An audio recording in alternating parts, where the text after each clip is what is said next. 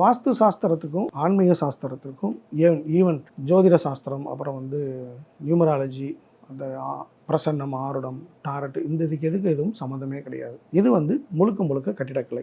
இந்த கட்டிடக்கலையில் ஒரு வீட்டை பர்ஃபெக்டாக வாஸ்துப்படி ஒரு கட்டிடத்தை கட்டி, ஸோ அதில் யார் வேணால் குடியிருக்கலாம். அதில் இந்து மதத்துக்காரங்க இருக்கலாம், கிறிஸ்துவர் இருக்கலாம், முஸ்லீம் இருக்கலாம், பௌத்த மதத்துக்காரங்க யார் வேணாலும் இருக்கலாம். அது எல்லாத்துக்கும் ஒரு பொதுவான சப்ஜெக்ட் அப்படின்றதுனால இதை கொண்டு போய் நம்ம ஆன்மீகத்தில் இன்க்ளூட் பண்ணுறது அப்படின்றது தவறு. சரி, ஏன் இந்த கேள்வி வந்துச்சு அப்படின்னா, வேத காலம் தொட்டு நம்முடைய முன்னோர்கள் வான் சாஸ்திரத்திலையும் வேத சாஸ்திரத்திலையும் ஈவன் கட்டிடக்கலையிலையும் உலகத்துக்கு நம்மளுடைய முன்னோர்கள், நம்மளுடைய தமிழர்கள், தென்னிந்தியர்கள் உலகத்தில் முன்னோடியாக திகழ்ந்ததுனால அன்றையிலிருந்து இன்றைய வரைக்கும் இது இந்து மத சாஸ்திரம், இந்து சாஸ்திரம், இந்து மதத்துக்கு மட்டுமே இது பொதுவானது அப்படின்னு சொல்லி ரொம்ப காலமாக இது நம்பப்பட்டு வந்தது. எப்போ இந்த நாகரிகங்கள் வளர்ந்துச்சோ அப்போ இருந்து, எப்போ மனிதன் கட்டிடத்தை கட்டி குடியேற ஆரம்பித்தானோ அப்போ இருந்து இது இந்து மதத்துக்கு மட்டும் இல்லை, இது எல்லாத்துக்கும் ஒரு பொதுவான ஒரு விஷயமாக பார்க்கப்படுகிறது. அப்படி தான் நாங்களும் சொல்லிகிட்டு இருக்கோம்.